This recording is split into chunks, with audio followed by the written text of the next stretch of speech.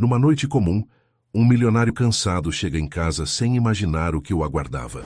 Das sombras, uma menina misteriosa surge e sussurra um aviso sombrio. Não entre, eles estão te esperando. O que parecia um aviso sem sentido se transforma na chave para segredos enterrados há décadas.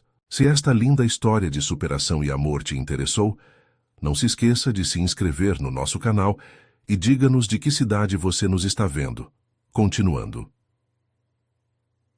A noite caía sobre São Paulo quando Augusto Ribeiro estacionou sua BMW na entrada da mansão no Jardim Europa. O empresário de 58 anos soltou um suspiro cansado enquanto desligava o motor. A reunião com os acionistas havia se estendido por horas e os números da sua empresa de tecnologia, a Ribeiro Tech, continuavam a subir exponencialmente, apesar da crise econômica que assolava o país. Augusto ajeitou a gravata azul marinho, pegou a pasta de couro importado e saiu do carro. O sistema de iluminação automática da propriedade falhou em acender completamente, deixando partes do jardim na penumbra. Mais uma coisa para consertar, pensou, fazendo uma nota mental para chamar o técnico no dia seguinte. Enquanto caminhava em direção à porta principal, algo se moveu entre as sombras dos jacarandás que adornavam sua propriedade. Augusto congelou seu corpo tenso. Anos administrando uma fortuna o haviam ensinado a sempre estar atento. — Quem está aí? Perguntou com voz firme, embora seu coração disparasse. Das sombras surgiu uma figura pequena.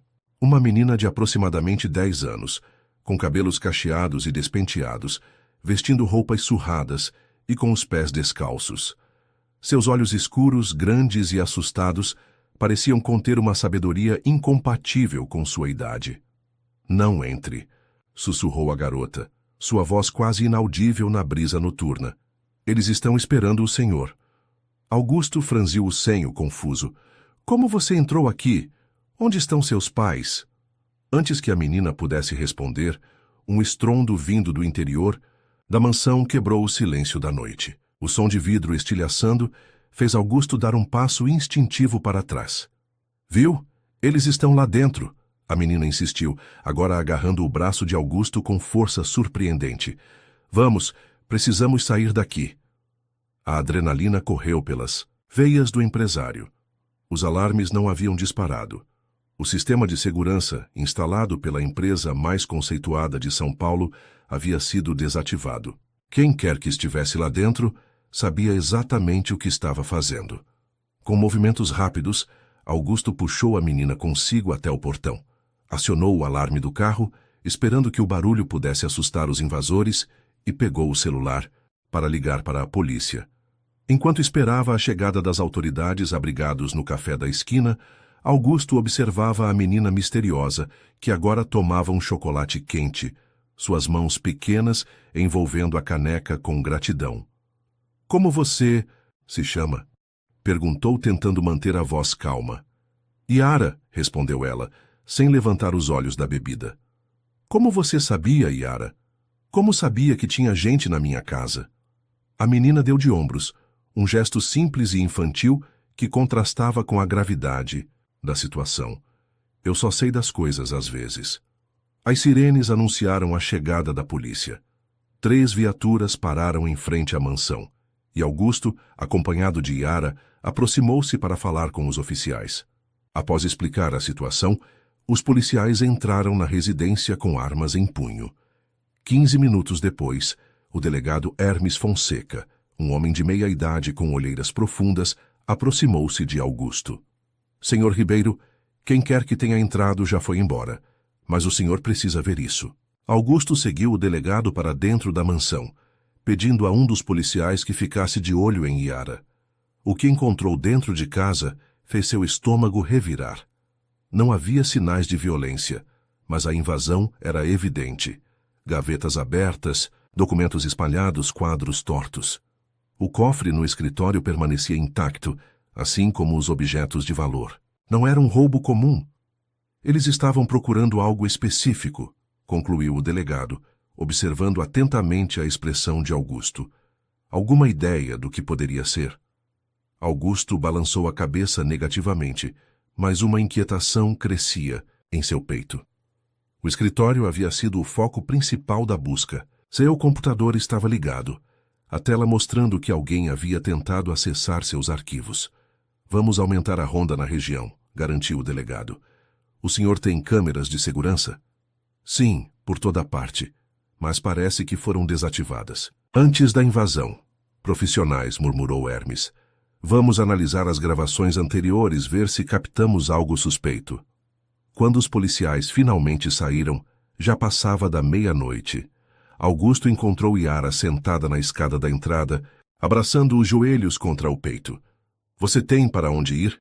Perguntou ele, sabendo que a resposta provavelmente seria negativa. Yara levantou os olhos, aqueles mesmos olhos perturbadoramente adultos em um rosto infantil.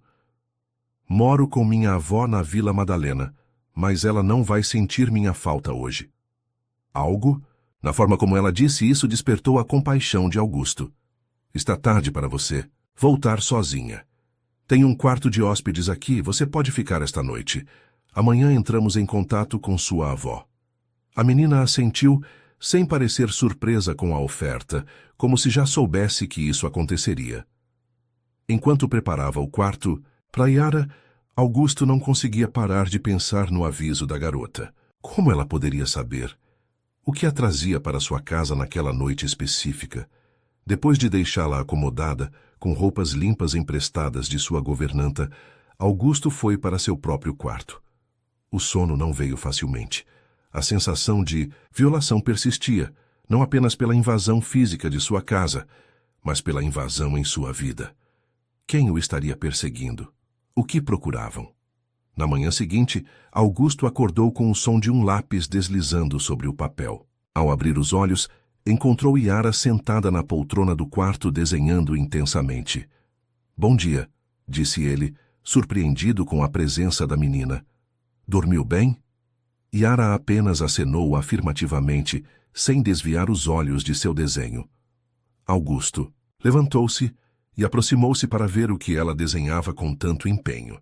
No papel começava a surgir o retrato de um homem de meia-idade, com traços fortes e olhar penetrante. Um homem que Augusto não via há décadas, mas que reconheceu imediatamente. Onde você viu esta pessoa? Perguntou, sentindo um frio percorrer. Sua espinha. Yara finalmente olhou para ele, seus olhos escuros transbordando uma certeza inquietante. Nos meus sonhos, ele está voltando, sabe? E não está sozinho. Augusto cancelou todas as suas reuniões daquele dia. O desenho de Yara o perturbava mais do que gostaria de admitir. O homem no papel era Renato Vasconcelos, seu antigo sócio e melhor amigo da juventude. Alguém que não via há mais de 30 anos, desde que um desentendimento os separou, levando cada um para um caminho diferente na vida. O empresário observava Yara pela janela da sala. A menina agora explorava o jardim da mansão, parecendo fascinada pelas orquídeas raras que a jardineira cultivava com tanto esmero. Havia algo de misterioso e ao mesmo tempo familiar naquela criança. Algo que fazia seu coração apertar sem que entendesse o motivo. Rodrigo, preciso que você descubra algo sobre uma menina, disse Augusto ao telefone para seu assistente pessoal. Primeiro nome Yara, aproximadamente 10 anos, mora supostamente na Vila Madalena com a avó. Não tem o sobrenome nem endereço exato. Enquanto aguardava as informações, Augusto decidiu descobrir mais sobre sua pequena visitante.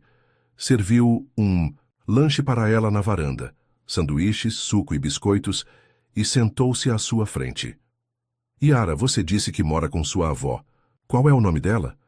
A menina mordeu um pedaço do sanduíche antes de responder. Vovó Celeste, mas ela não lembra muito bem das coisas, por isso eu saio sozinha às vezes. E seus pais? Um lampejo de tristeza cruzou o rosto infantil. Minha mãe foi embora quando eu era pequena. Nunca conheci meu pai. Augusto sentiu uma pontada de compaixão. Ele mesmo crescera sem pai, criado apenas pela mãe que trabalhava como costureira para sustentá-lo. Sua fortuna atual era resultado de décadas de trabalho árduo e algumas escolhas certeiras no mercado. Como você chegou até minha casa ontem à noite? Perguntou, tentando manter a voz casual. Yara deu de ombros novamente, aquele gesto que Parecia desproporcionalmente adulto. Eu segui o caminho. Às vezes eu vejo caminhos que outras pessoas não veem. Antes que Augusto pudesse questionar mais, seu celular tocou. Era o delegado Hermes, informando que as gravações das câmeras externas haviam sido analisadas. 3 homens não identificados, usando roupas escuras e rostos cobertos, haviam desativado o sistema de segurança e entrado na mansão aproximadamente 1 hora antes de Augusto chegar. Saíram às pressas quando ouviram o alarme do carro. Nenhuma impressão digital, nenhuma pista concreta. Após desligar, Augusto percebeu que Yara havia começado a desenhar novamente. Desta vez, o desenho mostrava o interior do seu escritório na mansão, com detalhes impressionantes para alguém que nunca havia estado lá antes. Pelo menos não que ele soubesse. Yara, você já esteve no meu escritório? Perguntou, sentindo um arrepio percorrer sua espinha. A menina negou com a cabeça. Só nos sonhos, tem muitos livros lá, e uma fotografia de uma mulher bonita na gaveta da escrivaninha. O sangue de Augusto gelou. Era verdade. Ele mantinha uma antiga fotografia de Luísa Cavalcanti, seu primeiro e único amor verdadeiro, escondida na gaveta inferior de sua escrivaninha. Ninguém sabia disso, nem mesmo sua governanta, que trabalhava para ele há décadas. Como você sabe disso? Sussurrou mais para si mesmo que para a menina. Eu vejo coisas. Vovó Celeste diz que é um dom, mas na escola as outras crianças me chamam de estranha. O telefone tocou novamente. Era Rodrigo, com informações sobre Yara. Não havia registros oficiais de nenhuma criança com aquele nome e idade morando com uma avó na Vila Madalena. No entanto, ele encontrou uma Celeste Cavalcanti, 78 anos, residente em um pequeno apartamento na região. A idosa vivia com uma neta, mas o nome registrado era Ana Lúcia. Não Yara. Ana Lúcia é meu nome de batismo, explicou Yara quando Augusto perguntou. Mas ninguém me chama assim. Vovó Celeste me chama de Yara desde pequena, porque diz que eu parecia uma pequena sereia quando era bebê. Augusto sentiu seu coração falhar uma batida. Cavalcanti, o mesmo sobrenome de Luísa. Poderia ser uma coincidência, mas algo em seu íntimo dizia que não. Yara, sua avó, ela conhece alguém chamada Luísa? A menina parou de desenhar e olhou diretamente nos olhos de Augusto, com uma intensidade desconcertante. Luísa era minha mãe. Vovó disse que ela se foi quando eu tinha 2 anos. O mundo pareceu girar ao redor de Augusto. Luísa Cavalcanti tinha uma filha? E essa filha tinha uma filha? Era possível que Yara fosse... Não, seria coincidência demais. Precisava verificar. Vou levá-la para casa. Sua avó deve estar preocupada. Durante o trajeto até a Vila Madalena, Augusto tentou organizar seus pensamentos. O apartamento de Celeste ficava em uma rua tranquila, em um prédio antigo, mas bem conservado. Yara pegou a chave escondida embaixo do tapete e abriu a porta. O interior era modesto, mas acolhedor. Nas paredes, várias fotografias em porta-retratos. Augusto sentiu o ar faltar quando viu em uma delas o rosto de Luísa exatamente como ele lembrava. Jovem, radiante, com aqueles olhos castanhos que pareciam enxergar através da alma. Uma senhora de cabelos brancos apareceu na sala, apoiada em uma bengala. Seus olhos se arregalaram ao ver Augusto. Meu Deus do céu! Augusto Ribeiro? Sussurrou ela, levando a mão livre ao peito. Depois de tantos anos... A senhora me conhece? Perguntou ele, confuso. Como poderia esquecer? Luísa falava tanto de você. Augusto sentiu-se tonto. Tantas perguntas se formavam em sua mente que ele mal conseguia articular uma frase coerente. Celeste indicou o sofá para que se sentasse. Yara, querida, traga um copo de água para o Sr. Ribeiro, por favor. Enquanto a menina saía, Celeste olhou profundamente nos olhos de Augusto. Ela tem os seus olhos, sabia? Foi a primeira coisa que notei quando ela nasceu. Meus olhos? Repetiu Augusto, sentindo o coração disparar. Luísa nunca teve coragem de te contar. Quando descobriu que estava grávida, você já tinha partido para os Estados Unidos. Ela não queria ser um obstáculo para seus sonhos. A revelação atingiu Augusto como um tsunami. Luísa esteve grávida dele? Tinha tido uma filha sua? Isso significava que Yara era minha neta, murmurou, a voz embargada pela emoção. Celeste assentiu com lágrimas nos olhos. Larissa, a mãe de Yara, sua filha, ela teve problemas. Drogas, relacionamentos abusivos. Quando Yara tinha 2 anos, Larissa desapareceu. Nunca mais tivemos notícias. Estou cuidando de Yara desde então. Yara voltou com o copo d'água, observando os adultos com aqueles olhos perceptivos. Augusto percebeu agora por que aquele olhar lhe parecia tão familiar. Era o mesmo olhar que via no espelho todas as manhãs. Por que você nunca me procurou?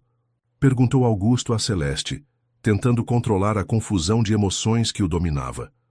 Luísa proibiu. Dizia que você tinha direito à sua vida, que tinha seguido em frente. Quando adoeceu, fez-me prometer que não contaria nada. Adoeceu? A palavra caiu como um peso sobre Augusto. Câncer. Ela partiu há 15 anos. Larissa já estava com problemas na época. Foi quando tudo piorou. Augusto fechou os olhos, sentindo uma dor profunda. Luísa, sua Luísa, havia partido deste mundo sem que ele soubesse. Haviam perdido décadas, possibilidades, uma vida juntos. E agora, como um fantasma do passado, sua neta aparecia para salvá-lo de um perigo desconhecido. Os desenhos, disse Augusto subitamente. Yara, você pode mostrar à sua avó o que desenhou hoje? A menina assentiu e foi buscar sua pasta. Quando voltou, espalhou vários desenhos sobre a mesa de centro. Além do retrato de Renato Vasconcelos, havia desenhos do escritório de Augusto, da mansão e de um lugar que ele não reconheceu. Parecia um antigo galpão ou armazém. Ela sempre teve esses sonhos, explicou Celeste. Desenha o que vê. No começo achei que era imaginação, mas com o tempo percebi que ela realmente vê coisas que vão acontecer. Como ela sabia sobre a invasão na minha casa?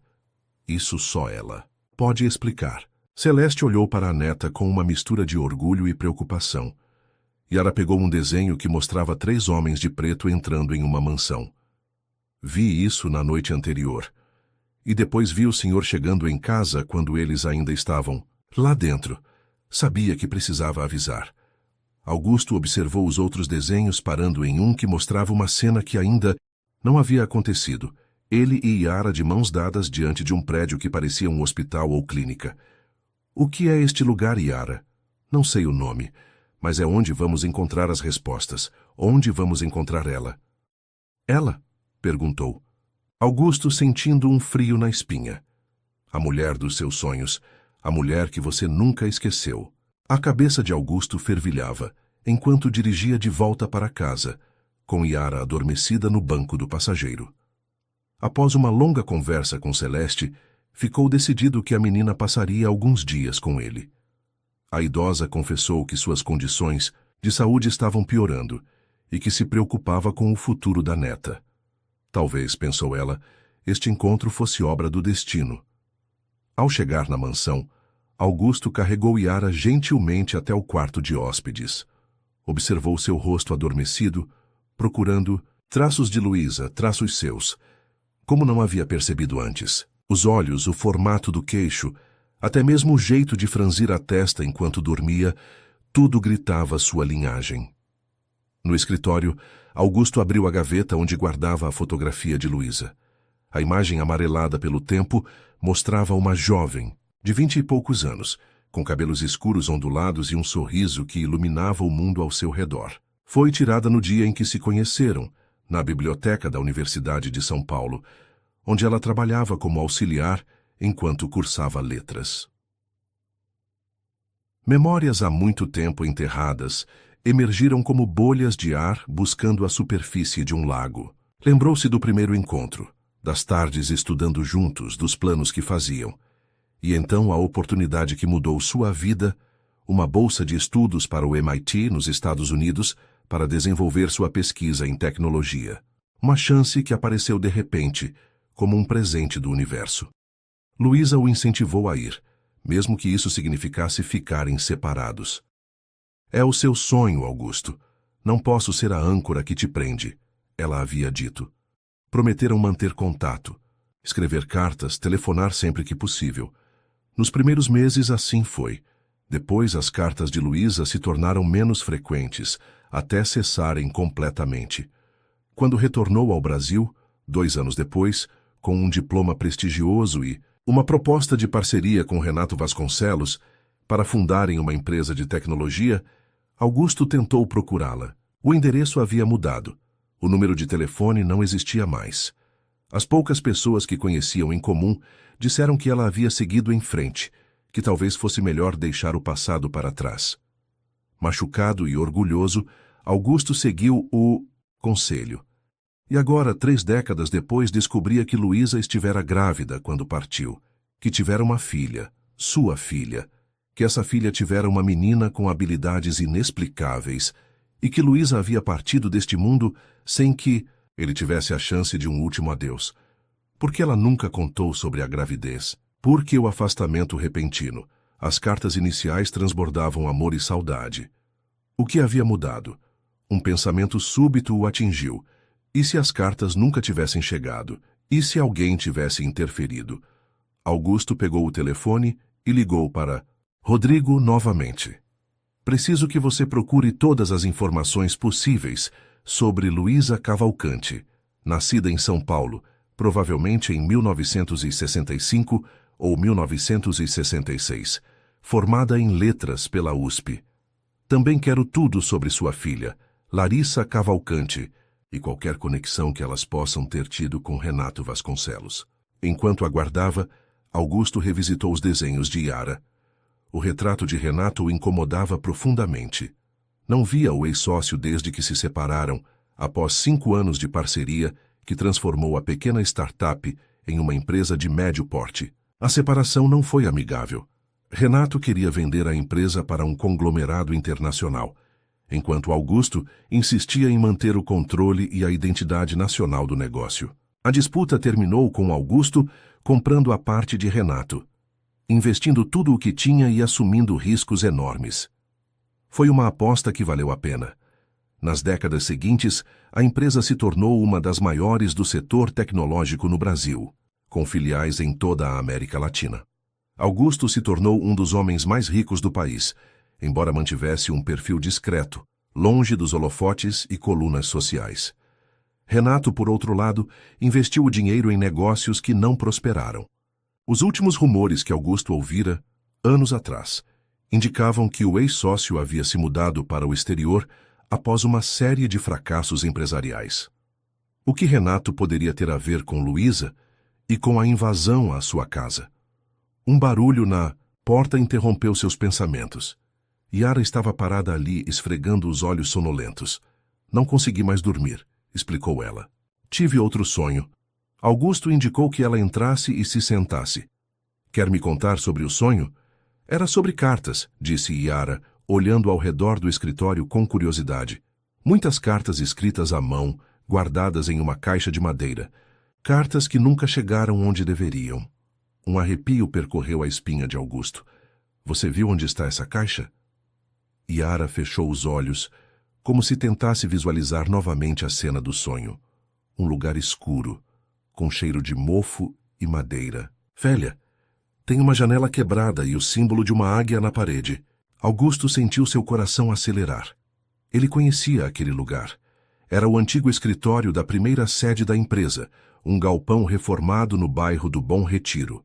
O símbolo da águia era o logotipo original da companhia, escolhido por Renato, que tinha obsessão por aves de rapina. Yara, acho que sei onde é esse lugar. É um antigo escritório onde trabalhei há muitos anos. Precisamos ir lá, disse a menina com convicção. As respostas estão nessas cartas. Naquela noite, Augusto mal conseguiu dormir. Sua mente estava repleta de perguntas sem respostas. Quem eram os invasores? O que procuravam? Qual a conexão com seu passado? E mais importante, como Yara conseguia saber de coisas que não poderia conhecer? Na manhã seguinte, Rodrigo apareceu pessoalmente na mansão, com uma pasta cheia de documentos. Seu rosto, normalmente impassível, mostrava sinais de perplexidade. Senhor Ribeiro, encontrei informações interessantes. Augusto conduziu o assistente ao escritório, pedindo à governanta que entretivesse Yara no jardim enquanto conversavam. Luísa Cavalcante trabalhou na biblioteca da USP de 1985 a 1988, quando pediu demissão por motivos pessoais. Em 1989, deu à luz Larissa Cavalcante, pai não declarado. Trabalhou como professora em escolas públicas até 2007, quando se afastou por problemas de saúde. Faleceu em 2008, vítima de câncer de mama. Augusto sentiu uma pontada de dor ao ouvir a confirmação clínica do que Celeste havia contado. Luísa, sua Luísa, enfrentando uma doença devastadora sozinha. E quanto à filha Larissa, histórico mais complicado, problemas com drogas desde a adolescência, algumas passagens pela polícia por posse de entorpecentes.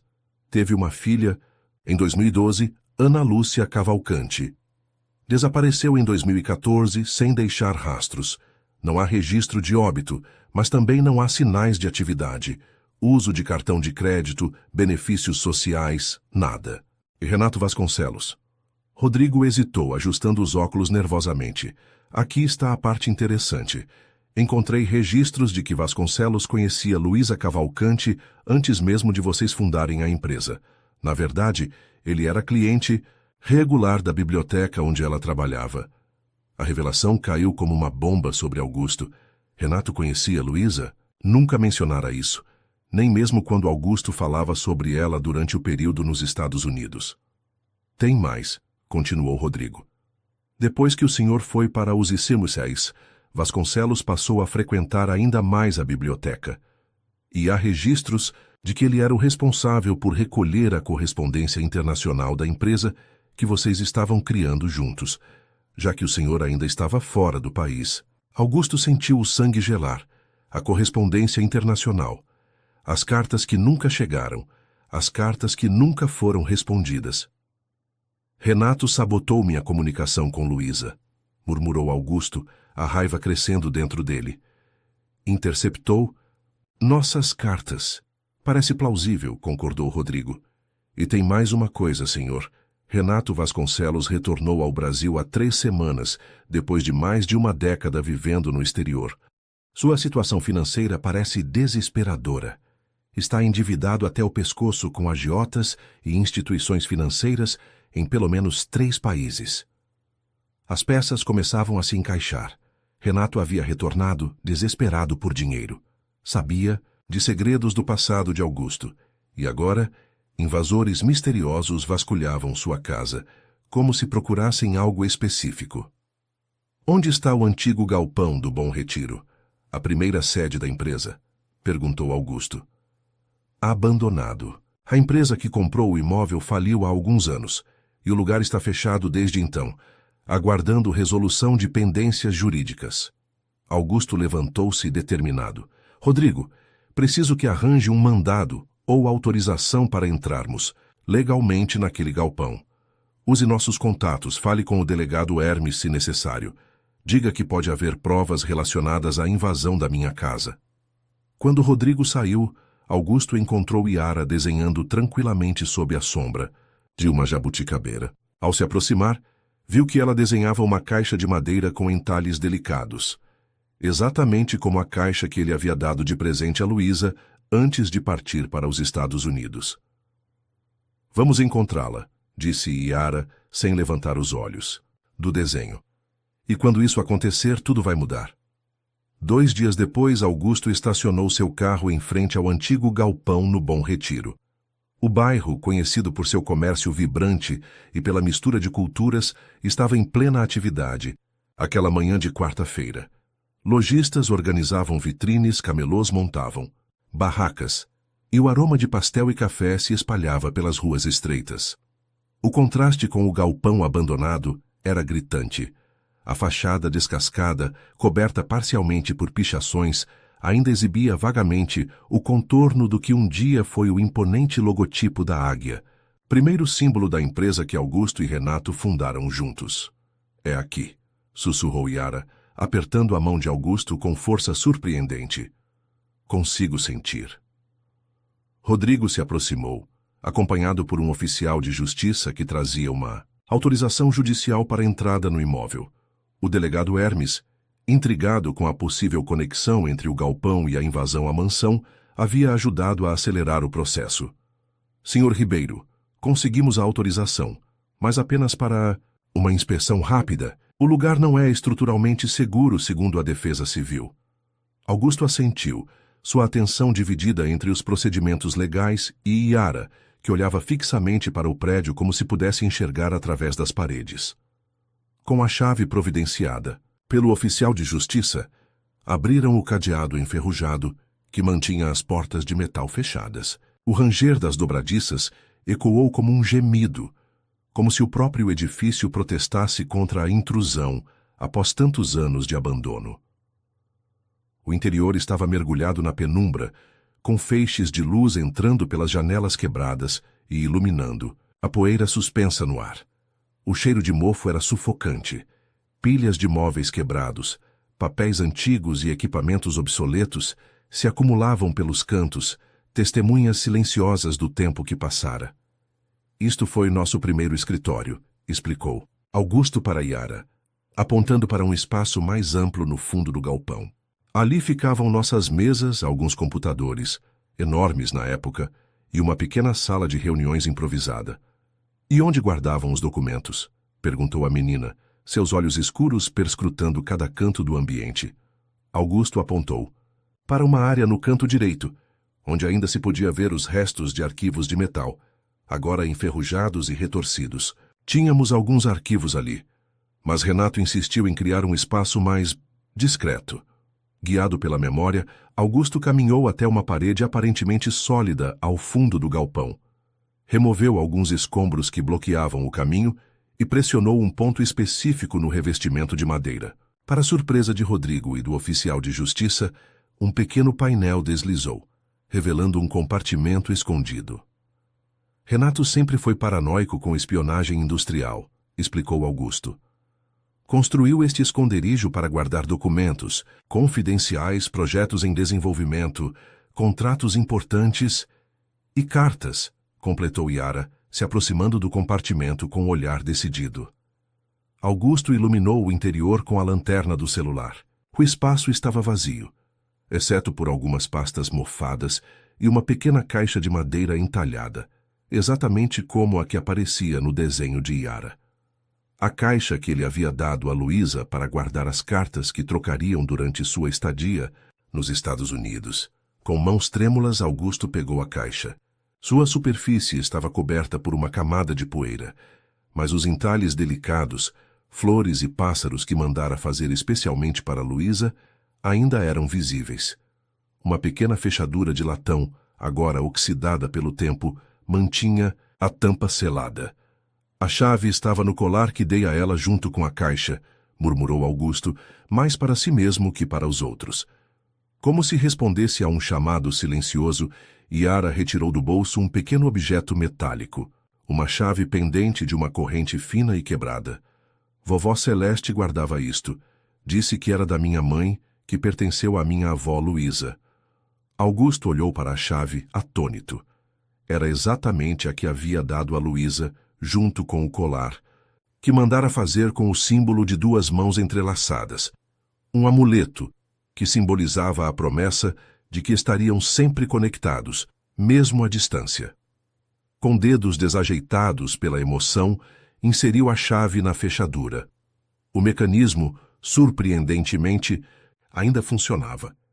A tampa se abriu com um clique suave, revelando seu conteúdo. Dezenas de cartas, algumas amareladas pelo tempo, outras ainda preservadas em seus envelopes originais. Augusto pegou uma das cartas. O remetente era Luísa Cavalcante e o destinatário, Augusto Ribeiro, no endereço do MIT em Cambridge, Massachusetts. A data 15 de outubro de 1988, poucos meses depois de sua partida. Ela escreveu, sussurrou, a voz embargada pela emoção. Ela continuou escrevendo. Outra carta e mais outra. Todas enviadas por Luísa, nenhuma entregue. As datas abrangiam meses, mostrando que ela continuou tentando contato, mesmo quando não recebia resposta. Em algumas, O carimbo postal indicava que haviam sido realmente enviadas. Em outras, parecia que foram interceptadas antes mesmo de chegarem ao correio. Como Renato conseguiu estas cartas? Perguntou Rodrigo perplexo. Ele era responsável pela correspondência da empresa, respondeu Augusto, a raiva crescendo dentro dele. Deve ter instruído alguém nos correios a desviar qualquer coisa enviada para mim, e provavelmente interceptou minhas cartas para ela também. Augusto abriu um dos envelopes e começou a ler em silêncio. As palavras de Luísa, escritas com sua caligrafia delicada e apaixonada, atravessaram décadas para tocar seu coração. Meu amado Augusto, faz 3 meses que não recebo notícias suas. Tento entender o silêncio. Será que a distância esfriou? Seus sentimentos? Será que encontrou outra pessoa? Se for esse o caso, apenas me diga. Terei que aceitar mesmo com o coração partido. Mas preciso que saiba. Estou esperando um filho seu. Nossa pequena semente crescendo dentro de mim. Quero que conheça, que participe, que seja o pai maravilhoso que sei que pode ser. Por favor, responda esta carta. Por favor, não nos abandone. Lágrimas silenciosas escorreram pelo rosto de Augusto. Tantos anos perdidos, tantas mentiras, tantas vidas afetadas pela ambição doentia de um homem. Por que Renato faria isso? Perguntou Yara, observando a dor no rosto do avô recém-descoberto. Augusto respirou fundo, tentando controlar as emoções tumultuadas. Renato sempre foi obcecado por controle e poder. Quando fundamos a empresa, ele queria ser o único tomador de decisões. Meu relacionamento com Luísa representava uma ameaça. Eu poderia escolher uma vida diferente, priorizar a família, não me dedicar integralmente ao negócio. E ele também a amava, acrescentou Yara com a sabedoria desconcertante que parecia possuir. Nos meus sonhos, vejo um homem observando minha avó de longe, com olhos que queimam de desejo e raiva. Augusto assentiu lentamente. Fazia sentido. Renato frequentava a biblioteca onde Luísa trabalhava antes mesmo de mencioná-la a Augusto. Provavelmente a conheceu primeiro, talvez até mesmo tentou uma aproximação que foi rejeitada. E então, quando viu seu sócio conquistando o coração da mulher que desejava, o ciúme se transformou em um plano cruel. Enquanto revirava as cartas, Augusto encontrou algo ainda mais perturbador. Correspondências enviadas por ele próprio para Luísa, nunca entregues. Cartas onde falava de saudade, de amor, de planos para o futuro. Cartas onde mencionava as raras ligações telefônicas que conseguiam fazer, sempre breves e caras demais na época, para serem frequentes. Ele interceptou a comunicação nos 2 sentidos, concluiu Augusto, a voz trêmula de indignação. Fez com que cada um de nós acreditasse que o outro havia desistido. Rodrigo, que observava a cena com desconforto, pigarreou para chamar a atenção. Senhor Ribeiro, isso pode explicar a invasão à sua casa. Se Vasconcelos voltou ao Brasil e está desesperado por dinheiro, talvez tenha enviado pessoas para procurar essas cartas, temendo que o senhor descobrisse a verdade e o processasse. Mas como ele saberia que eu estaria prestes a descobrir? Questionou Augusto. A menos que ele soubesse sobre mim, completou Yara, sobre meus sonhos, sobre o que posso ver. Um silêncio pesado caiu sobre o grupo. A ideia de que Renato estivesse monitorando Yara era perturbadora. Como ele poderia saber sobre as habilidades da menina? Como poderia prever que ela levaria Augusto até a verdade? Vamos voltar para a mansão, decidiu Augusto, guardando cuidadosamente as cartas na caixa. Precisamos de um lugar seguro para ler tudo isso. E precisamos entender qual é o próximo passo de Renato. No caminho de volta, Augusto ligou para o delegado Hermes relatando a descoberta das cartas e a possível conexão com Renato Vasconcelos. O delegado prometeu intensificar a busca pelo ex-sócio e reforçar a segurança ao redor da mansão. Já no carro, Yara remexia em sua mochila de onde tirou mais um desenho. Este mostrava um grande edifício branco com uma cruz vermelha na entrada, claramente um hospital ou clínica. Na frente do prédio, 2 figuras de mãos dadas, um homem de cabelos grisalhos e uma menina pequena. É para lá que vamos amanhã, disse ela com convicção. O Instituto São Rafael é onde ela está. Ela quem, Yara? Perguntou Augusto, embora já suspeitasse da resposta. A mulher que vai completar o quebra-cabeça. A mulher que sabe todos os segredos. Yara fez uma pausa, seus olhos encontrando os de Augusto pelo retrovisor. Luísa não era minha avó biológica, sabia? Ela adotou minha mãe quando era bebê. Minha verdadeira avó está viva. E amanhã vamos encontrá-la. O Instituto São. Rafael erguia-se imponente contra o céu azul de São Paulo, suas paredes brancas refletindo a luz do sol da manhã. Localizado em um bairro arborizado da Zona Sul, o complexo médico era conhecido por seu atendimento especializado em doenças neurológicas e por seu tratamento humanizado a pacientes com demência e Alzheimer. Augusto estacionou o carro no 1900 e amplo estacionamento, sentindo o coração batendo descompassado contra o peito. Ao seu lado, Yara parecia estranhamente calma, como se estivesse apenas cumprindo um destino já traçado. Tem certeza disso? Perguntou ele, desligando o motor. Tem certeza de que ela está aqui? Absoluta, respondeu a menina. Vi nos meus sonhos, várias vezes. Durante a noite anterior, Augusto havia passado horas lendo as cartas encontradas no galpão. Cartas que falavam de amor, de sonhos interrompidos, de um bebê a caminho, sua filha. Cartas que Luísa escreveu quando acreditava ter sido abandonada, mas que ainda transbordavam mais amor que ressentimento. A revelação de Yara sobre Luísa não ser a avó biológica de sua mãe o deixara ainda mais confuso. Se Larissa era adotada, quem era sua mãe verdadeira? E que conexão essa mulher teria com toda essa história? Na recepção do instituto, uma enfermeira de meia-idade os atendeu com um sorriso gentil. Bom dia, em que posso ajudá-los? Augusto hesitou. Não sabia exatamente quem estavam procurando. Foi Yara quem tomou a frente. Viemos visitar Dona Clara Mendonça, disse ela com uma segurança surpreendente. Ela é paciente daqui há muitos anos. A enfermeira consultou o sistema, franzindo levemente o senho. Sim, Dona Clara está conosco há quase 2 décadas, mas não recebe muitas visitas além de seu filho. Os senhores são parentes? Sou neta dela, respondeu Yara com naturalidade. E este é, um velho amigo da família. A enfermeira pareceu avaliar a situação por um momento antes de assentir. Vou precisar de seus documentos para registro, e devo avisá-los que Dona Clara tem dias bons e dias ruins. Hoje ela está um pouco confusa, mas reconhecível. Após os procedimentos de identificação, foram conduzidos por corredores amplos e bem iluminados, decorados com pinturas coloridas e plantas ornamentais que davam ao lugar uma atmosfera menos institucional. Pacientes idosos caminhavam lentamente, apoiados em andadores ou acompanhados por cuidadores, alguns conversando animadamente, outros absortos em seus próprios pensamentos. A enfermeira parou diante de uma porta aberta que dava para uma pequena sala de estar comunitária. Junto à janela, uma senhora de cabelos completamente brancos, presos em um coque simples, observava o jardim. Suas mãos, marcadas por manchas da idade, repousavam sobre o colo de seu vestido floral. Havia algo profundamente sereno em sua postura, como se estivesse em paz com os silêncios que a demência impunha à sua mente.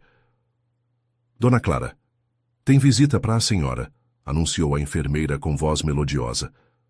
Sua neta e um amigo vieram vê-la. A idosa virou-se lentamente. Seus olhos, de um azul intenso e surpreendentemente límpido, pousaram primeiro em Yara, depois em Augusto. Por um instante, não houve qualquer reação. Então, algo lampejou naquele olhar.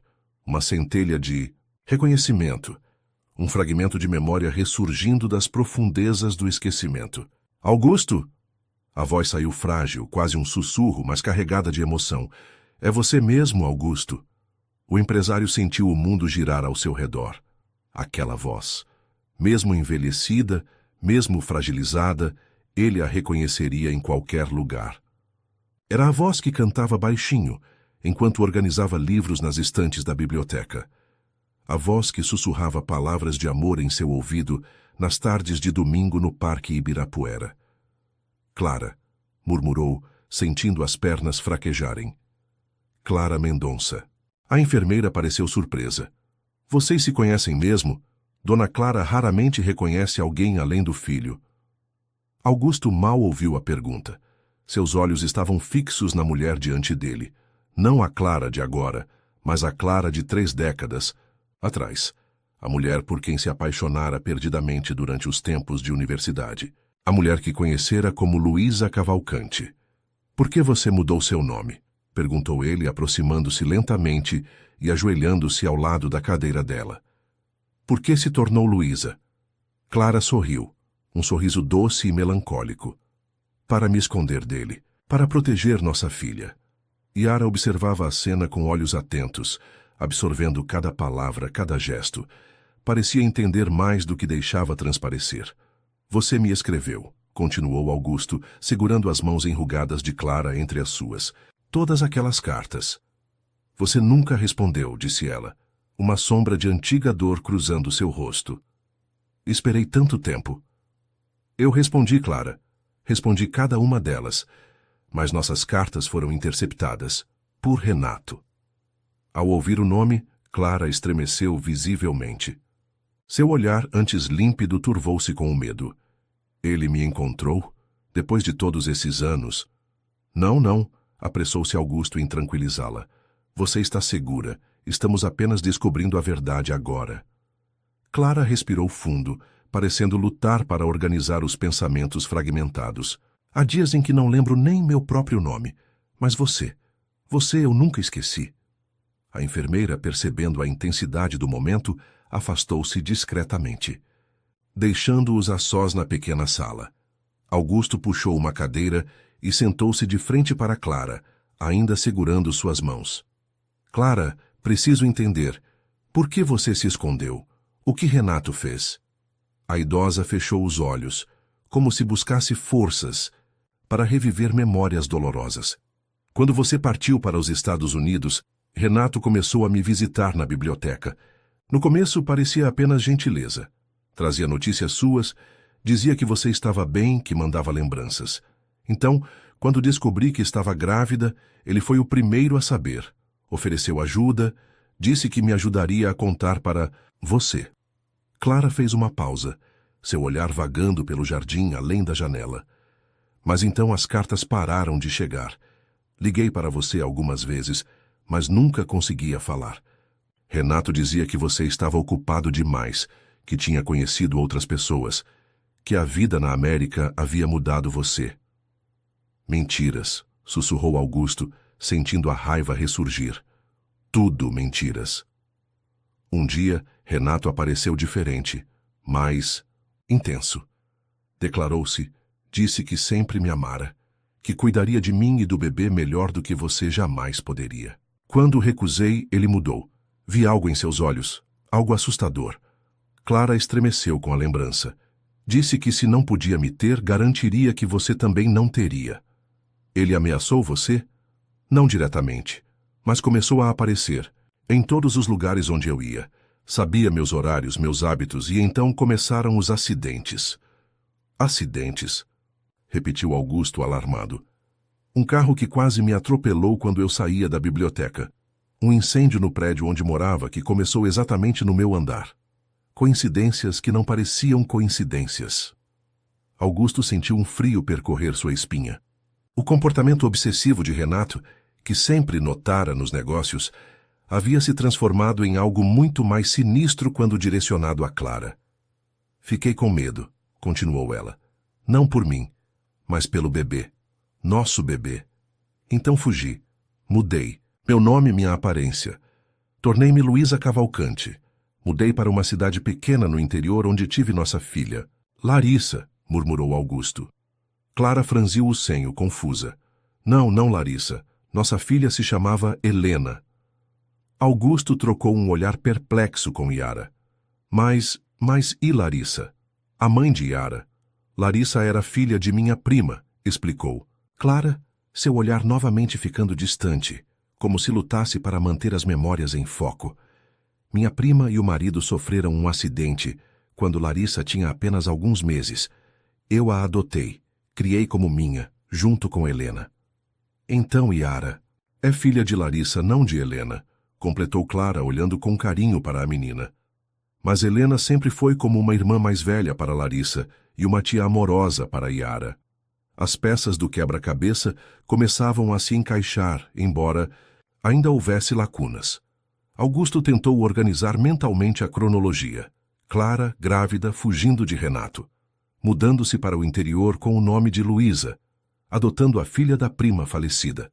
As duas meninas crescendo juntas como irmãs. E Helena? Onde ela está agora? Perguntou temendo a resposta. Um sorriso triste se formou nos lábios de Clara.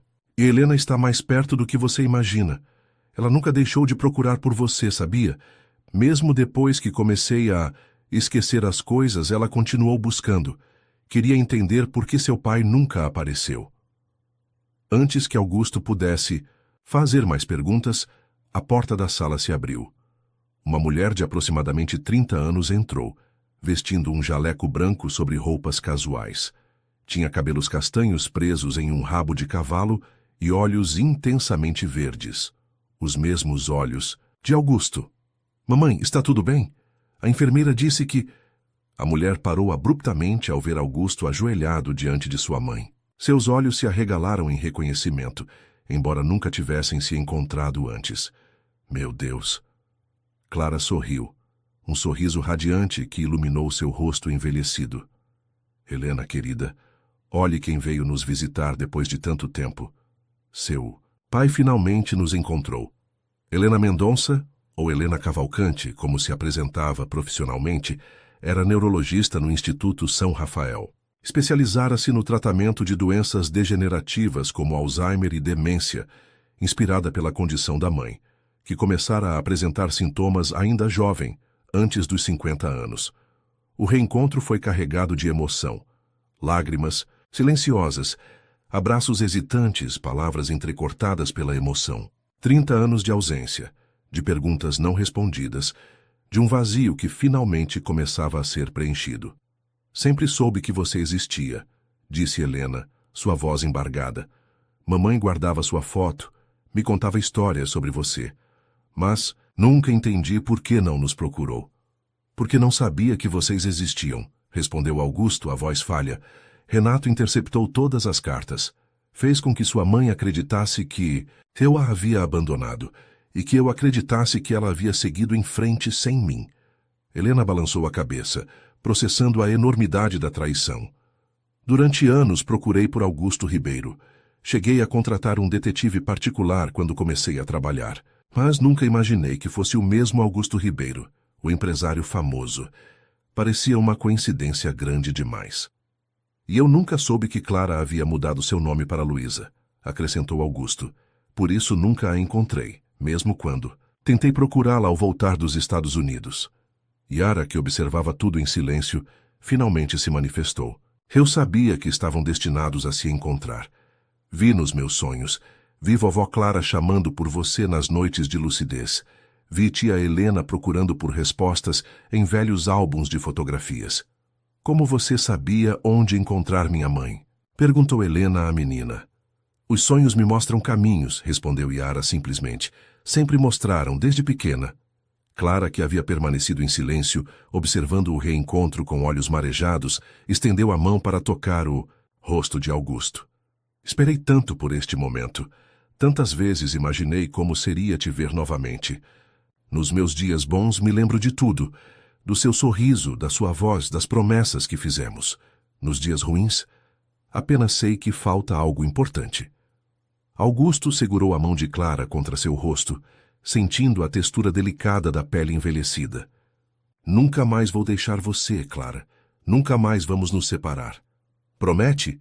Perguntou ela, com a vulnerabilidade de quem já havia sido profundamente ferida. Prometo, respondeu ele, inclinando-se para depositar um beijo suave em sua testa. E desta vez, nada nem ninguém vai se colocar entre nós. Os dias que se seguiram foram de profundas descobertas e reconexões. Augusto praticamente se mudou para um hotel próximo ao Instituto São Rafael, passando cada momento possível com Clara. Nos dias bons, ela lembrava de detalhes preciosos do passado que compartilharam. O primeiro encontro na biblioteca, o piquenique no parque quando ele a pediu em namoro, o último abraço no aeroporto antes de sua partida para os Estados Unidos. Nos dias ruins, quando a névoa da demência cobria sua mente, ainda assim havia um brilho de reconhecimento em seus olhos ao vê-lo. Helena se revelou uma mulher brilhante e compassiva, dedicada à sua profissão e aos cuidados com a mãe. Augusto reconhecia nela traços de sua própria determinação, misturados com a doçura de Clara. O tempo perdido não poderia ser recuperado, mas cada conversa, cada café compartilhado no fim de expediente, cada história trocada, construía pontes sobre o abismo de 3 décadas de ausência. Yara, por sua vez, florescia na presença da família recém-reunida. A conexão com Augusto era palpável. 2 seres intuitivos, observadores, capazes de enxergar além do óbvio. A menina passava horas desenhando nos jardins do instituto, retratando cenas do passado que nunca presenciou, mas que via em seus sonhos com clareza impressionante. Foi durante um desses momentos, enquanto Augusto observava Yara desenhando sob um ipê amarelo, que Helena se aproximou com uma expressão preocupada. "Precisamos conversar sobre Renato", disse ela, sentando-se ao lado do pai no banco de jardim. "Se o que você descobriu é verdade, se ele realmente sabotou a vida de vocês de forma tão cruel, não acho que ele vá simplesmente aceitar que vocês se reencontraram." Augusto assentiu gravemente. Nos últimos dias, havia compartilhado com Helena todas as descobertas, as cartas interceptadas, a invasão à mansão, as conexões que Rodrigo havia revelado. O delegado Hermes continuava investigando, mas Renato parecia ter desaparecido novamente, após sua breve volta ao Brasil. "Você acha que ele ainda representa uma ameaça?" perguntou Augusto, observando Yara concentrada em seu desenho, alheia à conversa. "Acho que um homem capaz de destruir vidas por obsessão e ciúme não simplesmente desiste", respondeu Helena, "especialmente se ele está em situação financeira desesperadora, como seu assistente descobriu." Augusto considerou as palavras da filha. Helena tinha razão. Conhecia Renato bem demais para acreditar que ele simplesmente desapareceria. O ex-sócio sempre fora obstinado até a insanidade quando fixava um objetivo. "O que sugere que façamos?" Helena hesitou, como se pesasse as palavras. "Estou pensando em transferir mamãe para uma clínica particular, com segurança reforçada. Um lugar onde possamos controlar quem entra e quem sai. Aqui no Instituto, há muitos pacientes, muitos visitantes, muitas possibilidades de alguém se aproximar dela sem ser notado." A ideia fez sentido para Augusto, embora trouxesse consigo uma pontada de tristeza. Clara parecia feliz no instituto, acostumada com a rotina, com os funcionários, com o jardim que tanto amava. "Você acha que ela se adaptaria bem a uma mudança?" perguntou, preocupado. "Com a progressão da demência, mudanças de ambiente podem ser desafiadoras", admitiu Helena. "Mas acredito que, tendo nós 2 por perto, ela se sentiria segura em qualquer lugar. Além disso..." Helena fez uma pausa, hesitante. "Estive pensando em outra possibilidade, algo mais permanente." "Que possibilidade?" Helena respirou fundo, como se reunisse coragem. "Você já considerou casar-se com ela? Legalmente, quero dizer." A pergunta pegou Augusto de surpresa. "Casar? Mas, Helena, sua mãe nem sempre reconhece as pessoas, nem sempre está lúcida." "Eu sei, acredite, sei melhor que ninguém", respondeu ela com um sorriso triste. "Mas há momentos, dias inteiros às vezes, em que ela está perfeitamente consciente, em que ela é a mesma Clara que você conheceu. E nesses momentos, tudo o que ela fala é sobre o arrependimento de não ter tido uma vida com você, de não ter lutado mais para te encontrar." Augusto sentiu um nó na garganta. Era verdade. Nos momentos de lucidez, Clara frequentemente mencionava o grande arrependimento de sua vida. Ter fugido em vez de confrontar Renato, ter permitido que o medo a separasse do homem que amava. "Além disso", continuou Helena, "o casamento lhe daria direitos legais sobre os cuidados dela. Como marido, você poderia tomar decisões médicas quando eu não estiver presente. Teria acesso irrestrito a ela em qualquer instituição." Era um argumento prático, mas Augusto percebeu que havia mais na sugestão de Helena. Havia o desejo de dar à mãe algo que o destino lhe roubara, a chance de viver, mesmo que brevemente, o sonho que acalentara por décadas. Acha que ela aceitaria? Perguntou ele, sua voz pouco mais que um sussurro. Helena sorriu, seus olhos tão parecidos com os dele, brilhando com lágrimas contidas. Por que não pergunta a ela? Hoje é um dia bom. Clara estava sentada em sua poltrona favorita, perto da janela da sala comunitária, um livro aberto no colo. Ao ver Augusto se aproximar, seu rosto se iluminou com aquele sorriso que, mesmo após 3 décadas, ainda fazia o coração dele acelerar. Estava justamente pensando em você, disse ela, fechando o livro. Pensamentos bons, espero, respondeu ele, sentando-se na cadeira ao lado. Os melhores. Clara inclinou-se ligeiramente, baixando a voz como se compartilhasse um segredo. Estava relembrando aquela vez no Parque Ibirapuera, quando você tropeçou tentando impressionar aqueles adolescentes com suas habilidades no skate. Augusto riu, surpreso por ela se lembrar daquele momento embaraçoso. Fiquei com o joelho ralado por semanas. E eu cuidei de você, completou ela, seus olhos brilhando com a memória. Limpei o ferimento, coloquei um curativo, beijei para sarar mais rápido. Funcionou, garantiu ele, segurando sua mão. Sempre funcionou. Clara apertou a mão dele em retorno, seu olhar tornando-se mais sério. Augusto, sei que estou quebrada, que há dias em que nem sei quem sou, mas nos dias como hoje, quando tudo está claro, sinto tanta gratidão por você ter me encontrado. Clara, começou ele, sentindo o coração batendo descompassado. Se eu tivesse encontrado você antes, há 30 anos, teria pedido algo muito importante. E quero perguntar agora, porque percebi que o tempo é precioso demais para ser desperdiçado. Lentamente, Augusto se ajoelhou diante dela, ainda segurando sua mão. Do bolso tirou uma pequena caixa de veludo azul. Não é o anel original que comprei para você há tantos anos. Aquele se perdeu com o tempo. Mas o sentimento é o mesmo, até mais forte, porque agora sei o que é viver sem você. Clara levou a mão livre aos lábios, os olhos marejados. Clara, Mendonça, você me daria a honra de se tornar minha esposa? De vivermos juntos os dias que nos restam, sejam eles quais forem? Por um momento terrível, Augusto temeu que a pergunta tivesse confundido Clara, que a névoa da demência tivesse escolhido aquele momento para envolver sua mente. Mas então, lágrimas silenciosas começaram a escorrer pelo rosto enrugado e o mais radiante dos sorrisos iluminou suas feições. Sim, sussurrou ela, a voz embargada pela emoção. Sim, Augusto Ribeiro. Esperaria outros 30 anos para dizer sim a você. Augusto deslizou o anel, um solitário delicado em ouro branco, no dedo de Clara, e se inclinou para selar a promessa com um beijo gentil. Ao redor deles, funcionários. E pacientes do instituto que testemunhavam a cena aplaudiram espontaneamente, alguns com lágrimas nos olhos. Helena, que observava de longe com Yara ao seu lado, aproximou-se para abraçar os noivos.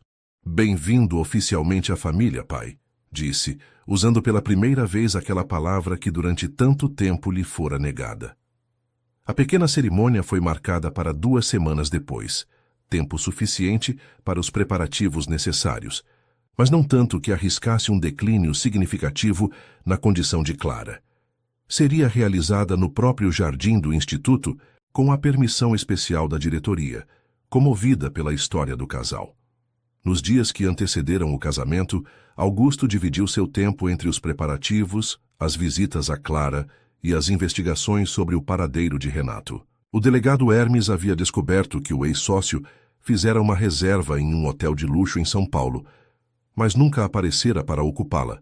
Seus cartões de crédito não registravam atividade recente e seu celular estava desligado há dias. Isso me preocupa mais do que se soubéssemos onde ele está, confessou Augusto a Rodrigo, enquanto revisavam as medidas de segurança para a cerimônia. Renato sempre foi um homem calculista. Se está escondido, é porque está planejando algo. Aumentei a equipe de segurança conforme solicitado, garantiu Rodrigo. Teremos homens em todos os acessos do Instituto durante a cerimônia. Ninguém sem identificação prévia poderá entrar. Augusto assentiu, grato pela eficiência do assistente. Rodrigo havia se revelado um aliado inestimável naquelas semanas tumultuadas, reorganizando a agenda de Augusto, assumindo responsabilidades na empresa, garantindo que nada interferisse no tempo que ele precisava dedicar à família, recém-descoberta. Na véspera do casamento, Augusto encontrou Yara sentada sozinha na varanda da mansão, desenhando como sempre. Aproximou-se silenciosamente, curioso para ver o que prendia a atenção da neta. O desenho mostrava o jardim do instituto, decorado para uma cerimônia. Cadeiras brancas dispostas em fileiras, flores por toda parte, um pequeno altar improvisado sob a sombra de uma árvore frondosa.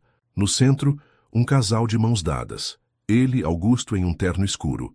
Clara, radiante, em um vestido simples, mas elegante. "É assim que vai ser amanhã?" perguntou ele, sentando-se ao lado da menina.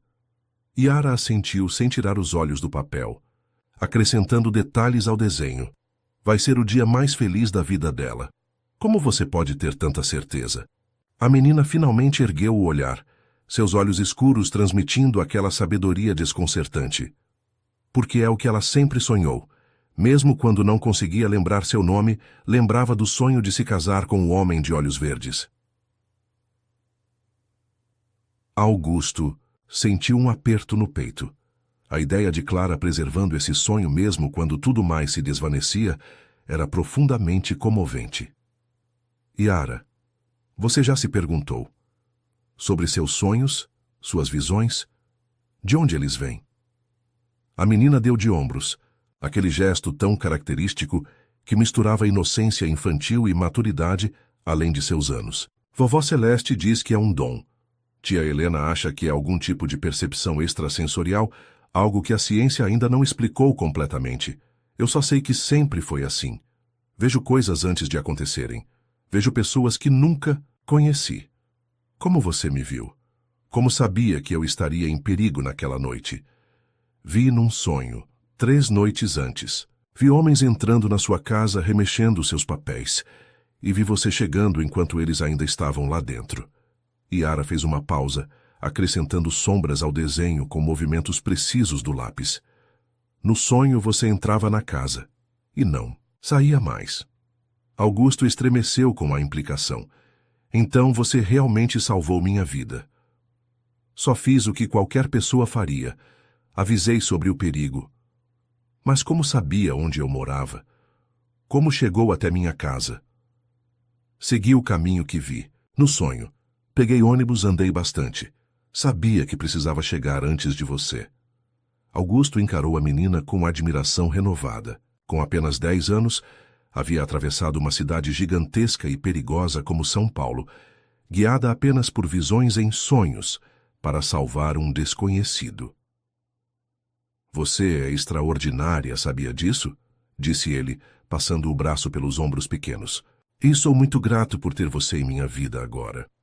Yara apoiou a cabeça no ombro do avô, um gesto de confiança e afeto que dizia mais que palavras. Juntos ficaram observando o pôr do sol tingir o céu de São Paulo com tons de laranja e rosa, cada um perdido em seus próprios pensamentos sobre o dia que viria. Na manhã seguinte, o jardim do Instituto São Rafael estava transformado. Arranjos, de flores brancas e azuis, decoravam o caminho até um pequeno gazebo, onde um juiz de paz aguardava para oficializar a união. Cadeiras brancas acomodavam os poucos convidados, alguns funcionários do Instituto que haviam se tornado próximos de Clara, Helena e sua equipe médica, Rodrigo e a governanta de Augusto, Celeste Cavalcante, levada especialmente para a ocasião, além de 3 seguranças discretamente posicionados nos pontos de acesso ao jardim. Quando Clara apareceu, conduzida em sua cadeira de rodas por Helena, um murmúrio de admiração percorreu os presentes. Ela usava um vestido azul claro, simples, mas elegante, que realçava o azul de seus olhos. Os cabelos brancos haviam sido arrumados em um coque, adornado com pequenas flores naturais, e em seu rosto brilhava o sorriso mais radiante que Augusto já vira. Era um dia excepcionalmente bom para Clara. Seus olhos estavam límpidos, atentos, presentes. Reconheceu cada pessoa, lembrou-se do propósito da cerimônia, demonstrou uma alegria serena que contagiava a todos. Yara caminhava à frente, espalhando pétalas de rosas pelo caminho.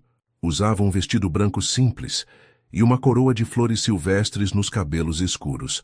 Parecia mais uma criança comum naquele momento, sorrindo timidamente para os convidados, temporariamente livre do peso de seus dons extraordinários.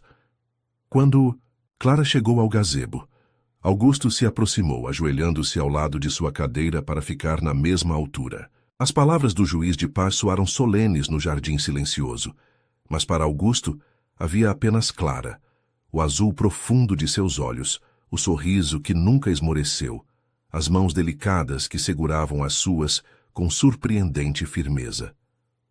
Clara Mendonça aceita Augusto Ribeiro como seu legítimo esposo, para amar e respeitar na saúde e na doença, na riqueza e na pobreza, até que a morte os separe. Aceito, respondeu ela com voz clara e firme, sem hesitação. Augusto Ribeiro aceita Clara Mendonça como sua legítima esposa, para amar e respeitar na saúde e na doença, na riqueza e na pobreza, até que a morte os separe? Aceito, respondeu ele, sentindo uma emoção avassaladora tomar conta de seu ser. Com todo o meu coração. O juiz sorriu, visivelmente tocado pela cena. Pelos poderes a mim conferidos, eu os declaro marido e mulher. Pode beijar a noiva. Augusto se inclinou, depositando um beijo suave nos lábios de Clara, selando uma promessa que começara 3 décadas antes e que finalmente se concretizava. Aplausos e exclamações de alegria encheram o jardim enquanto o casal se abraçava, compartilhando um momento de felicidade pura que transcendia o tempo, a doença e todas as adversidades que haviam enfrentado. O céu de São Paulo amanhecia, em tons de rosa e dourado, quando Augusto abriu os olhos naquela manhã de domingo. Ao seu lado, na cama king-size do quarto principal da mansão, Clara dormia tranquilamente.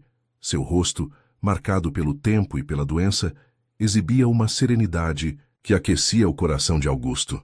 Havia-se passado 1 mês desde o casamento no jardim do Instituto São Rafael, e cada dia juntos era um presente precioso.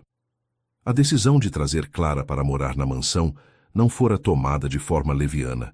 Helena, com sua experiência médica, havia alertado sobre os desafios de uma mudança tão significativa para alguém com demência avançada, mas também reconheceu os benefícios do ambiente familiar, do cuidado personalizado, da presença constante de pessoas que a amavam.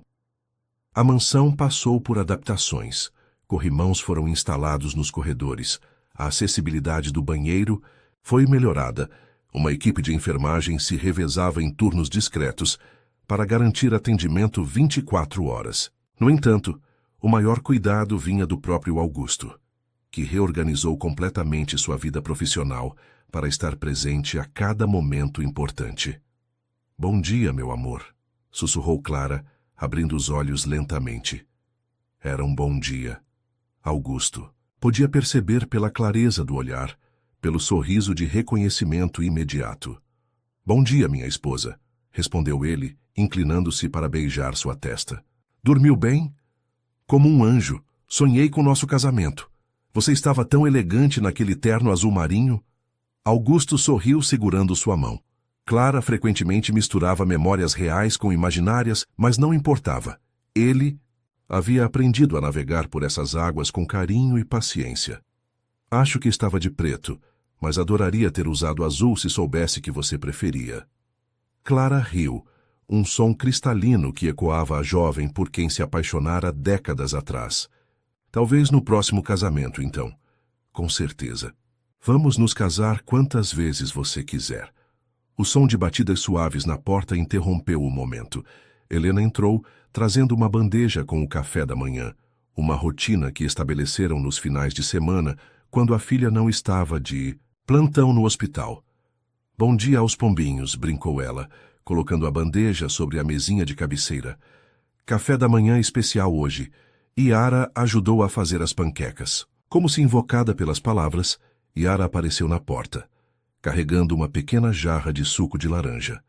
Desde o casamento, a menina passava cada vez mais tempo na mansão, especialmente nos finais de semana. Celeste, sua avó adotiva, estava ficando mais frágil, e planos já estavam sendo feitos para que Yara se mudasse permanentemente para a casa de Augusto.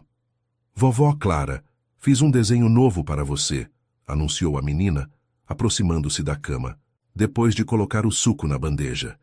Do bolso do avental que usava sobre o pijama, Yara tirou uma folha de papel dobrada. Ao abri-la, revelou o retrato de uma família reunida em um piquenique. Augusto, Clara, Helena, Yara e Celeste. Todos, sorridentes sob a sombra de uma árvore frondosa. É o nosso futuro, explicou ela com a naturalidade de quem realmente podia ver além do tempo. No próximo mês, quando fizermos aquele piquenique no Parque Ibirapuera. Clara sorriu, tocando o desenho com reverência. É lindo, querida. Mal posso esperar por esse dia. Após o café da manhã, enquanto Helena ajudava Clara com seu banho e medicações, Augusto se retirou para o escritório para uma rápida verificação de e-mails. Mesmo tendo delegado grande parte de suas responsabilidades executivas, ainda mantinha controle estratégico sobre a empresa. Encontrou uma mensagem de Rodrigo que chamou sua atenção imediatamente. O assunto era simples: atualização sobre RV. Ao abrir o e-mail, Augusto sentiu um misto de alívio e inquietação. Renato Vasconcelos havia sido localizado em Buenos Aires, Argentina. Aparentemente, após a fracassada tentativa de encontrar algo comprometedor na mansão de Augusto, havia fugido do país usando documentos falsos. Uma investigação das autoridades argentinas, relacionada a um esquema de fraude financeira envolvendo investidores locais, o colocara na mira da Interpol. A ameaça parece neutralizada, pelo menos temporariamente, escreveu Rodrigo. Mas continuaremos monitorando a situação. Augusto respirou fundo, sentindo um peso sendo parcialmente removido de seus ombros. Desde a invasão à sua casa, vivia com o temor constante de que Renato pudesse tentar algo contra Clara ou contra qualquer membro de sua família recém-formada. A distância geográfica e os problemas legais do ex-sócio ofereciam uma camada adicional de segurança. O som de risadas vindas do jardim atraiu sua atenção. Da janela do escritório, Augusto podia ver Clara em sua cadeira de rodas, com Yara, sentada em um banquinho ao seu lado. A menina lia algo em voz alta, provavelmente um dos livros de poesia que Clara tanto apreciava, enquanto a idosa sorria, absorta nas palavras e na presença da bisneta. Helena se aproximou, trazendo uma bandeja com chá. O sol da manhã iluminava a cena, criando uma imagem que Augusto desejava guardar para sempre em sua memória. Sua família, sua segunda chance. Naquele momento, tomou uma decisão. Abriu a gaveta da escrivaninha e retirou a caixa de madeira entalhada que haviam encontrado no galpão abandonado. A caixa que guardara por 3 décadas as cartas nunca entregues, os sonhos interrompidos, as palavras de amor silenciadas pela traição. Desceu ao jardim, aproximando-se silenciosamente do grupo. Helena foi a primeira a notá-lo, sorrindo em reconhecimento. Estávamos justamente falando sobre você, disse ela. Mamãe estava contando para Yara como vocês se conheceram na biblioteca. A versão dela é sempre mais romântica que a realidade, brincou Augusto, inclinando-se para beijar a testa de Clara. Ela omite a parte em que eu derrubei uma pilha inteira de livros tentando impressioná-la. Clara riu, seus olhos brilhando com a memória. Era impossível não se apaixonar por um rapaz tão desastrado e charmoso ao mesmo tempo. Augusto colocou a caixa de madeira sobre a mesa de jardim. Trouxe algo especial para nossa manhã. Pensei que poderíamos ler algumas destas cartas juntos, como uma celebração de tudo que superamos para estar aqui hoje. Os olhos de Clara se arregalaram em reconhecimento. Minha caixa, você a guardou todo esse tempo? Na verdade, ela esteve escondida por décadas, graças a Renato. Mas agora está conosco, onde sempre deveria ter estado. Com cuidado, Augusto abriu a caixa, revelando as dezenas de cartas organizadas cronologicamente. Algumas escritas por Clara para ele, outras dele para ela. Todas testemunhas silenciosas de um amor que se recusou a morrer, mesmo quando todas as circunstâncias conspiravam contra ele. Posso ler a primeira? Perguntou Yara, seus olhos brilhando, de curiosidade. Clara assentiu, sorrindo. Claro, querida. A primeira carta que escrevi para seu avô depois que ele partiu para os Estados Unidos. Com delicadeza, Yara retirou o envelope mais antigo. O papel havia amarelado com o tempo, mas a caligrafia elegante de Clara permanecia perfeitamente legível. A menina abriu o envelope com cuidado reverente e começou a ler. Meu querido Augusto, faz apenas 3 dias que você partiu, e já sinto sua ausência como um vazio impossível de preencher. A biblioteca parece mais silenciosa sem suas visitas. O parque perdeu suas cores sem você ao meu lado. Mas sei que este sacrifício temporário nos trará um futuro brilhante. Seus sonhos são meus sonhos agora. E a distância é apenas um teste para o que realmente importa. A voz de Yara, clara e melodiosa, transportou todos para aquele passado distante. Um tempo de esperanças, promessas e amor jovem. Clara fechou os olhos, absorvendo cada palavra como se as ouvisse pela primeira vez. Augusto segurou sua mão, sentindo a conexão que transcendia o tempo, a distância e até mesmo a doença que gradualmente apagava suas memórias. Quando Yara terminou de ler, um silêncio reverente pairou sobre o grupo, quebrado apenas pelo canto dos pássaros e o sussurro da brisa nas folhas. Vamos estabelecer uma nova tradição, propôs Helena, com lágrimas nos olhos. Todo domingo leremos uma carta. Revisitaremos essa história de amor extraordinária, página por página, palavra por palavra. Para nunca esquecermos, concordou Augusto. Mesmo quando eu esquecer tudo o mais, acrescentou Clara com um sorriso sereno, meu coração ainda reconhecerá essas palavras. Os meses que se seguiram trouxeram uma rotina reconfortante para a família Ribeiro. Como prometido, realizaram o piquenique no Parque Ibirapuera, exatamente como Yara havia desenhado. Celeste se mudou para a mansão, ocupando uma suíte no andar térreo, permitindo que estivesse sempre perto da bisneta. Helena, embora mantivesse seu próprio apartamento, passava mais noites na mansão que em sua própria casa, especialmente quando a condição de Clara apresentava oscilações.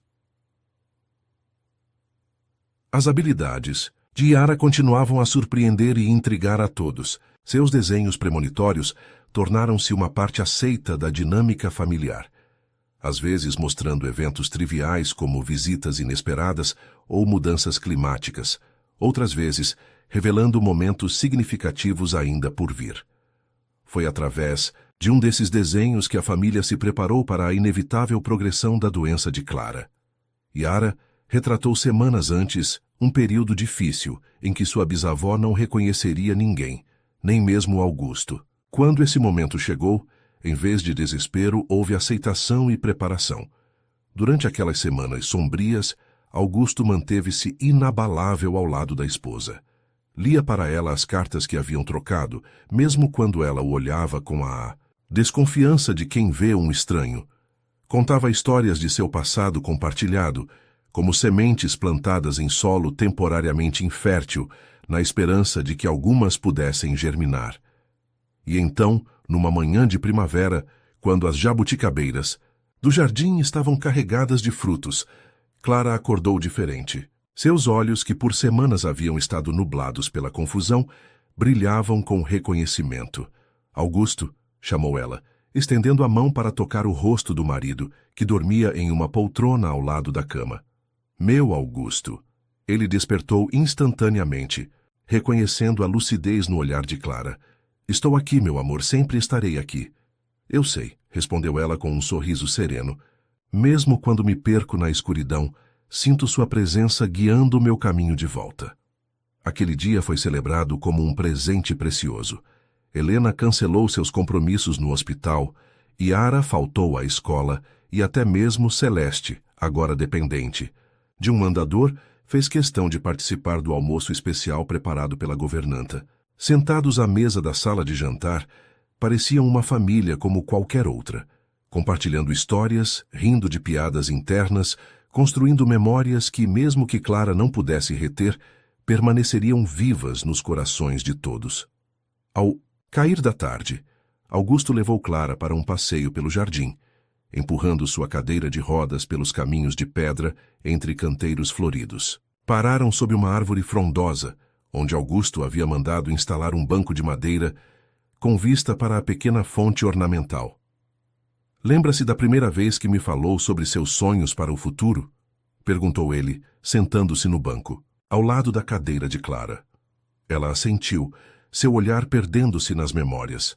No lago do Ibirapuera, você queria criar tecnologias que mudassem vidas, e eu queria uma biblioteca comunitária onde crianças carentes pudessem descobrir mundos através dos livros. Seus sonhos nunca morreram, sabia? Augusto pegou um envelope do bolso de sua camisa. Queria mostrar isso a você em um dia bom como hoje. Dentro do envelope havia fotografias e uma planta arquitetônica. As imagens mostravam um edifício moderno com amplas janelas e espaços verdes. Na fachada, em letras elegantes, Biblioteca Comunitária Clara Mendonça Ribeiro. É, para mim? Perguntou ela, a voz trêmula de emoção. A construção começa no próximo mês no terreno que comprei em Paraisópolis. Será uma biblioteca, mas também um centro cultural e educacional, com programas especiais para crianças e jovens em situação de vulnerabilidade. Augusto segurou a mão de Clara com ternura. Seu sonho finalmente realizado. Lágrimas silenciosas escorreram pelo rosto de Clara enquanto ela absorvia o significado daquele gesto. Obrigada por não deixar que meus sonhos se perdessem, mesmo quando minhas memórias começaram a se apagar. Nenhum sonho verdadeiro se perde realmente, respondeu ele. Apenas espera o momento certo para florescer.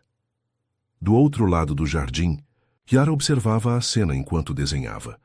Seu lápis capturava não apenas o momento presente, o casal idoso compartilhando um momento de profunda conexão, mas também algo que seus olhos especiais podiam ver.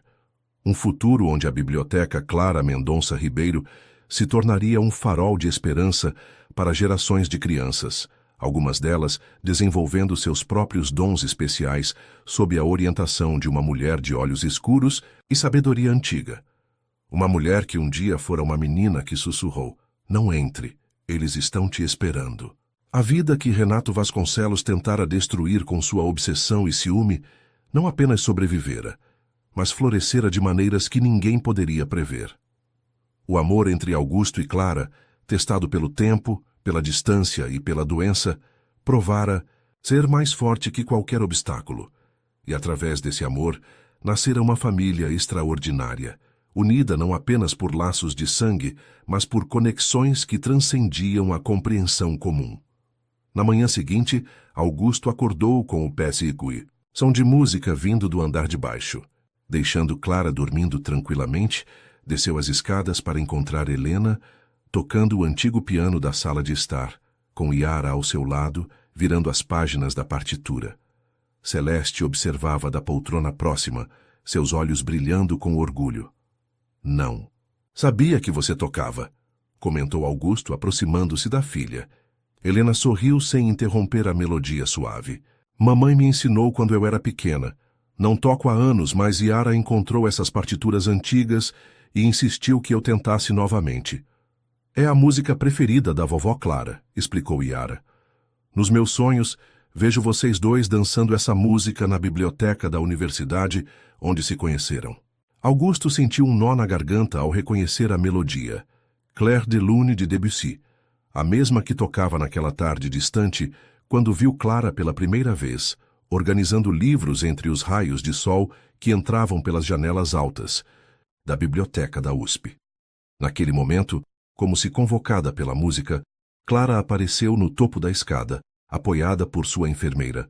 Seus olhos encontraram os de Augusto através da sala e um sorriso radiante iluminou seu rosto. "Posso ter esta dança, senhora Ribeiro?" perguntou ele, subindo as escadas para encontrá-la. "Sempre, senhor Ribeiro", respondeu ela, seus olhos azuis brilhando com amor e reconhecimento. Com gentileza, Augusto a guiou até o pé da escada, onde a tomou nos braços com cuidado. Ali na sala de estar da mansão, que agora era verdadeiramente um lar, dançaram lentamente ao som do piano. Cada passo uma celebração do amor que havia vencido o tempo, a distância e até mesmo o esquecimento. Helena continuou tocando, lágrimas, silenciosas escorrendo por seu rosto, enquanto observava os pais dançando. Yara sorria, como se assistisse à concretização de uma de suas visões mais preciosas. E Celeste, a guardiã de tantos segredos ao longo dos anos, finalmente testemunhava o final feliz que sempre acreditou ser possível. Tudo começou numa noite comum, quando um empresário exausto voltou para casa depois de um longo dia de trabalho. Tudo mudou porque uma menina especial sussurrou: "Não entre, eles estão te esperando." E ao salvá-lo, salvou também uma história de amor que quase foi apagada. Uma história que agora continuaria, não apenas nas memórias frágeis de Clara, mas nos corações de todos que faziam parte daquela família extraordinária, unida pelo destino, pelo amor e por dons que transcendiam a compreensão comum.